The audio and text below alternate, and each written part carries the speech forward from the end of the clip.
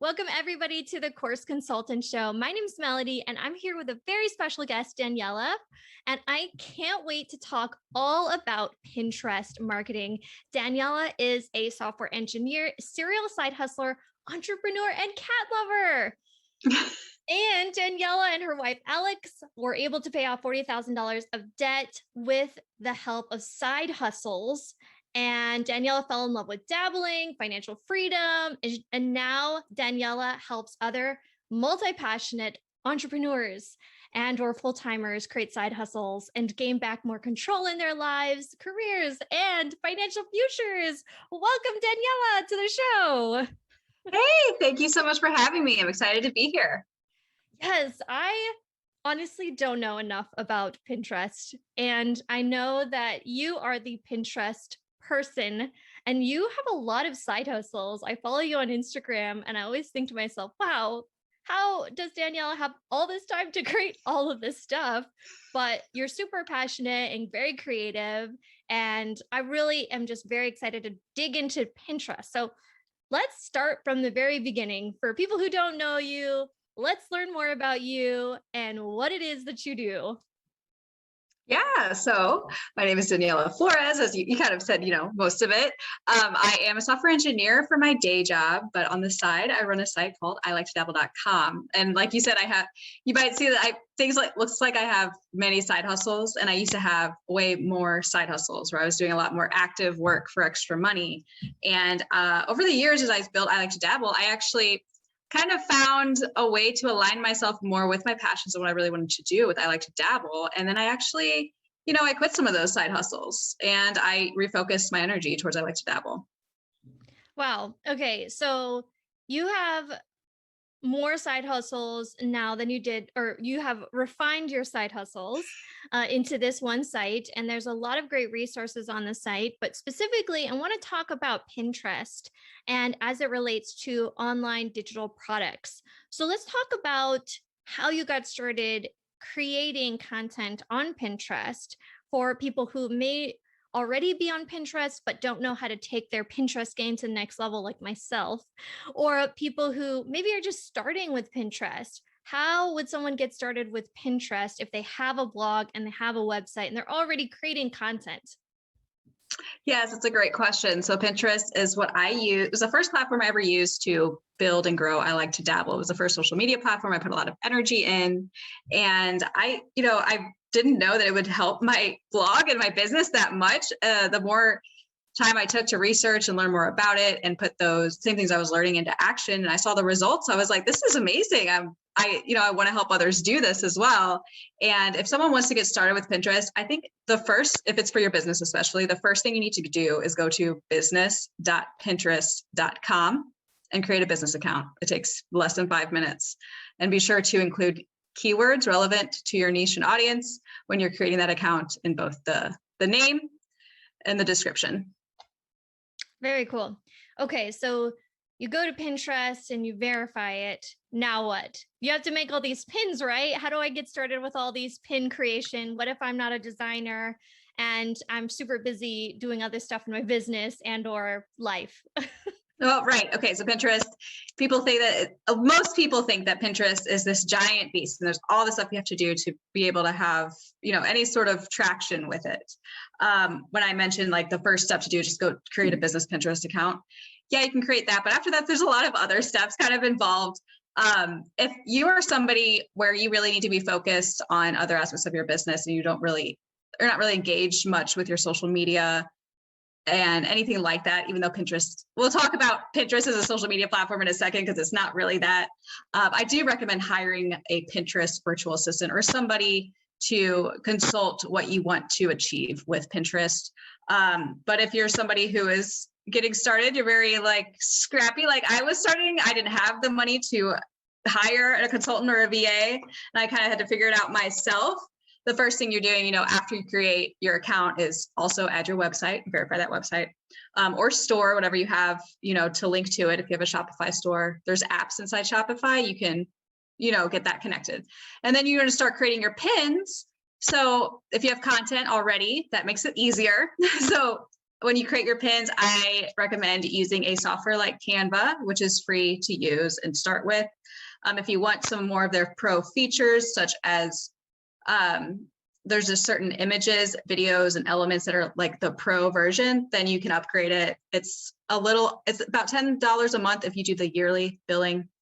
I love it because I create all of my templates for all of my designs. So when I create pins, I just go in and I update, templates per the content I want it to link to. And it makes it a whole lot more quicker and efficient that way. That's great. So you remember me back from my previous business. I think I met you back at FinCon 2 years ago, maybe? Yeah, that was my first FinCon. So for those people who are listening to the show, I actually had a previous different business doing something completely different.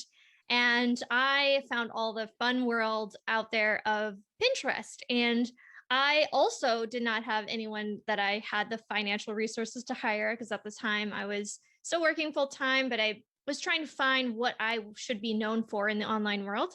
And Pinterest was definitely one of those things that felt really overwhelming, like many of those things.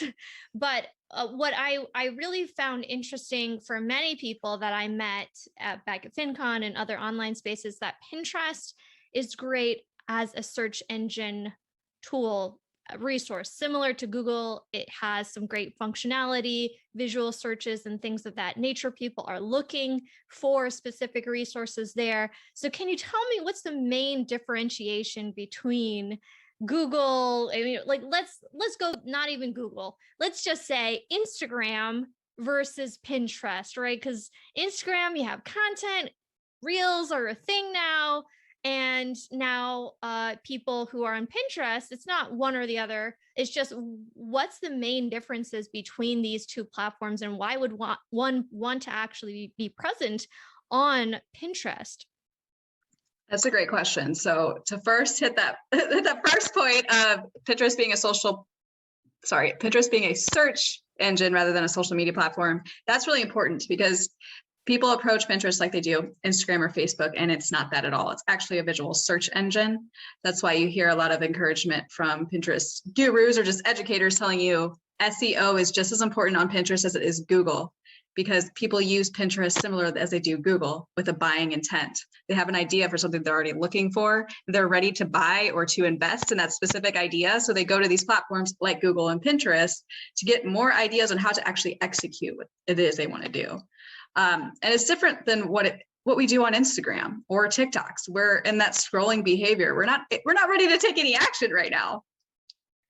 Yeah, and I think that is definitely true. Now, with Pinterest, there are paid advertisements where you can run ads and get more visibility from promoted pins. I have not personally run them, but I know some people who do. Do you have any experience with that part of Pinterest? I didn't ask you this beforehand. I just no, it's cool. I actually do it out there. Yeah, so I actually do have this some experience. It's not heavy ad experience, because of the experience I ran. I actually had more impact with my organic reach than I did with my paid ad reach. So to go back, when I first was creating Launch Your Side Hustle course, my first course, I was reached out to from Pinterest themselves, because they were getting together this like consultant team. Cool. And what they were doing was they were trying to help creators understand how to use Pinterest ads better. So they reached out to, I guess, a couple of people that were, I guess they look at like who uses the platform a lot and who would benefit from ads. So they reached out to me, and I actually set up some training with them, and I worked with them every week up until the launch of my ads to make sure I was using them correctly. I was targeting correctly. They also helped me set up my Pinterest tag on my website, as well as how to retarget. And it was amazing. It was like, basically, there's people I saw that would pop up in my ads that were selling this service that Pinterest was giving away for free, and people don't know about it. And you can actually access this from the business.pinterest.com. I can send you that exact link, but yeah, so before you like go off and spend a bunch of money on Pinterest stuff, there's a lot that Pinterest gives you away for free. Yeah, I did. I took one of those courses on Pinterest ads, and I haven't actually applied it, because I'm one of those people that I go, oh, I'm going to use that eventually, but I'm probably not going to use it right now. It's on a sale right now. I'll go get it. So I have about 3 of those courses just waiting for me to actually apply it, because my brain is always constantly new project, and some things get shuffled, in the closet where I just don't know what to do with it next, and it'll eventually come out. So that's what I feel like with Pinterest. So I'm glad you're having this conversation with me, because it reminds me I need to go back. Right, exactly. And then when I ran a couple of tests with ads, and I found that the reach I was getting from my organic ads for my course, they were getting more reach than the ads I was putting out. They were a little different looking. That could have been one. And it was because I wasn't really understanding the type of, I thought the ad pin had to be different than what my normal pins were. I thought it had to be better. And I was putting too much, I was getting too bogged down in the details of things when I was like, no, I know what works for me. I need to apply the same knowledge. Just because they're ads doesn't mean that they're different. They show up the same to people besides the sponsor, at the end. Yeah. I mean, for me, I have run Facebook ads before for myself, and that whole process was just, oh my gosh, so much. Facebook ads are, just nightmare. Just sweat. And I was just like, oh my gosh, this is so much work. And I told one of my clients, who I absolutely love, I said, okay, I know you want to do Facebook ads, but could we just focus on organic first, and then we do the Facebook ads? Because I feel like in general, advertisements are amplifying what you're already doing. It's not going to be this is a magic bullet situation. I think that is my experience with things, is that yes, you can do things organically. It's great. Do ads. Once that organic thing is working, put some money behind it. It's just going to amplify. It doesn't mean that the ads will do every single thing for you, but it's just going to move the needle forward more, I guess. That's my experience. Right. And I mean, there's definitely this misconception with ads where you're like, all right, once I create these ads for this specific thing, it's going to blow up. And that's what I thought with Pinterest ads. Doesn't happen. It does not happen. Do not drop a bunch of money on ads because you think it's going to blow something up of yours, especially if you don't have the organic reach down, because then you don't know, if you can't target the correct audience with your organic content now, how do you think you're going to with your ads? For people who are, I don't know if I'm going to make this into a video. I'm clapping. I was silent clap.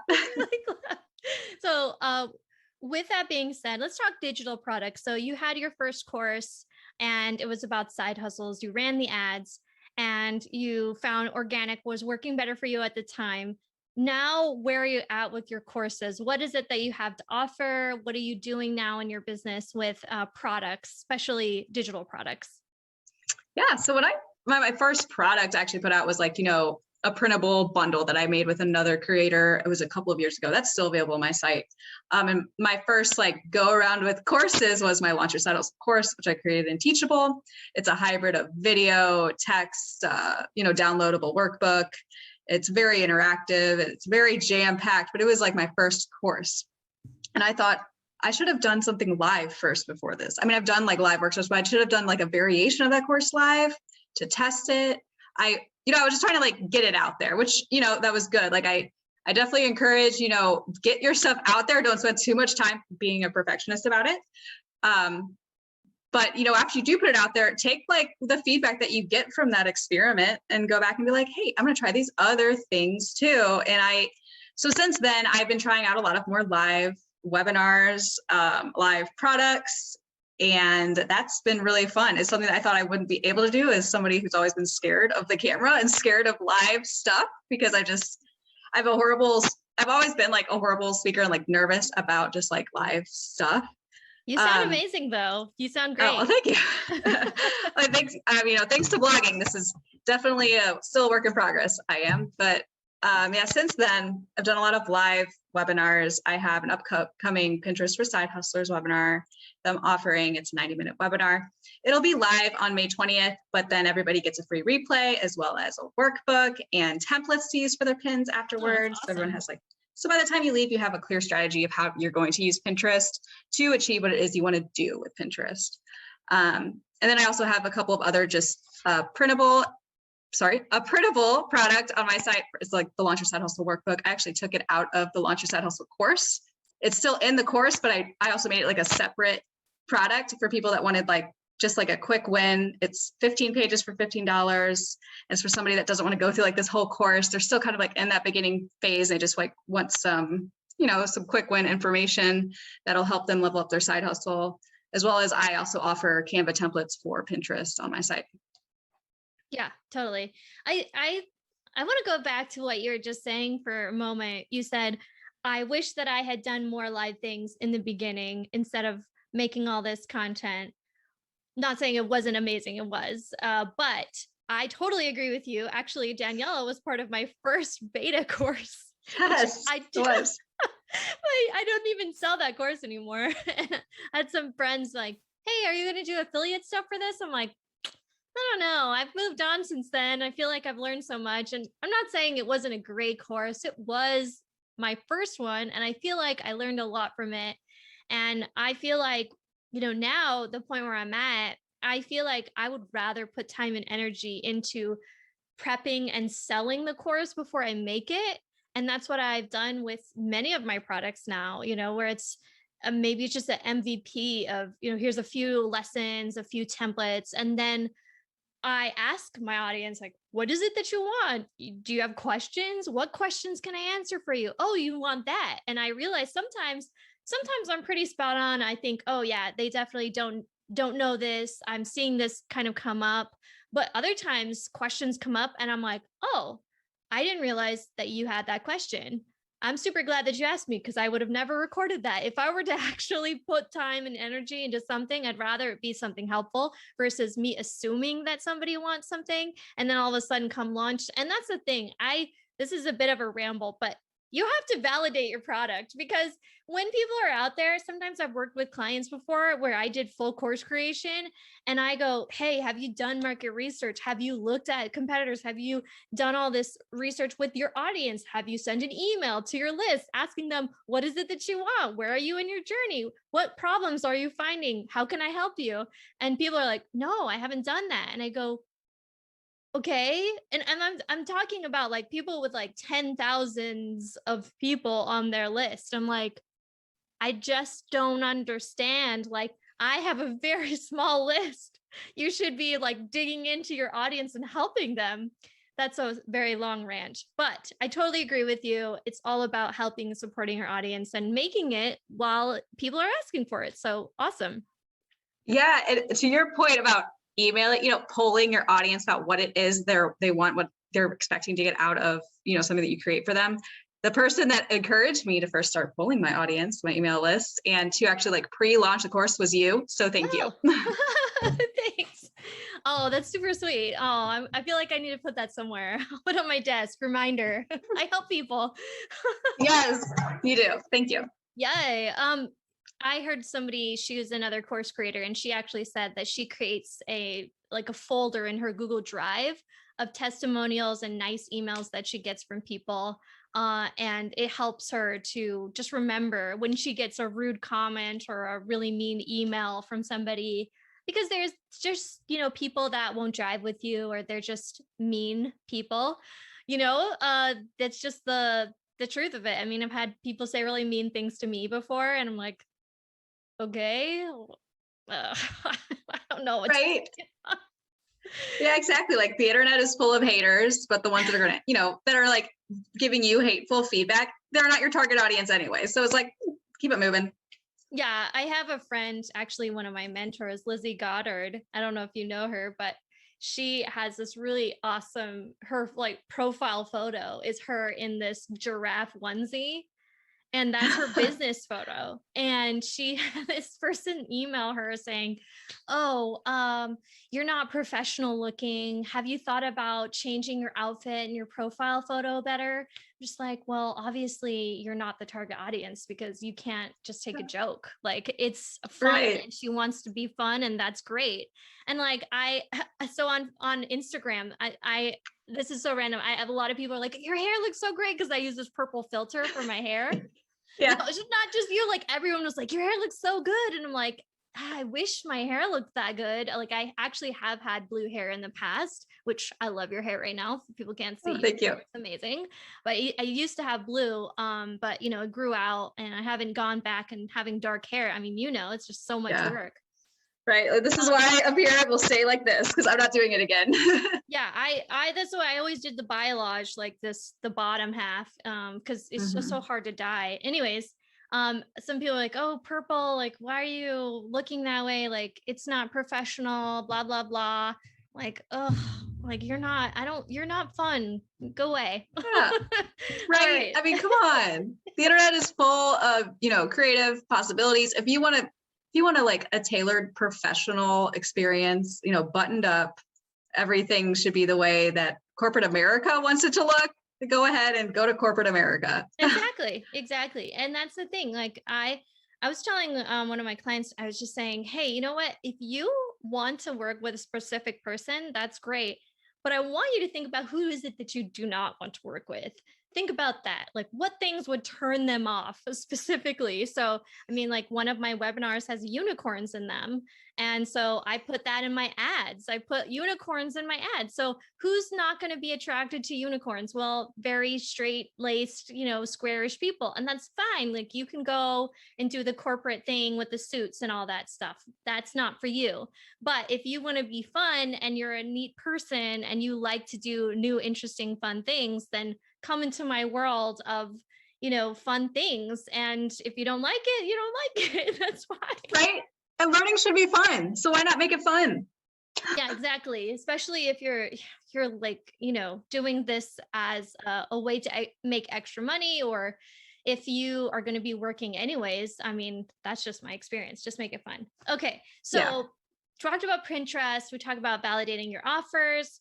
You have this webinar coming up. Where else can people find you, learn more about you, and what you're up to? Yeah, so you can actually find that webinar at iliketodabble.com/Pinterest. And you can find me on that same website, iliketodabble.com. I am also on Instagram as I Like to Dabble blog. And then everywhere else online is I Like to Dabble. Yay! So cool. Very, very cool. Well, thank you so much for chatting with me. I really appreciate it. And I will definitely make sure to add the links to your profiles and your website and this upcoming webinar. That's super fun. Yeah, that's all my questions, unless you want to add anything else. No, I don't have anything else to add. Thank you so much for having me on. This was fun. This was super fun. I can't wait to promote this to my list. It's going to be a blast. Pinterest is a great tool. So if anyone is just listening to this or watching this video or reading my blog, I want you to go over to Daniela's Instagram page. Daniela posts awesome content. I'm constantly liking Daniela's stuff. So please make sure to go grab all the resources on that site. If you're a side hustler, if you're trying to learn things about Pinterest and you want to take that up to the next level, Daniela has some super great resources. So thanks so much for joining me today. And I can't wait to share this to my audience. Thank you. Bye.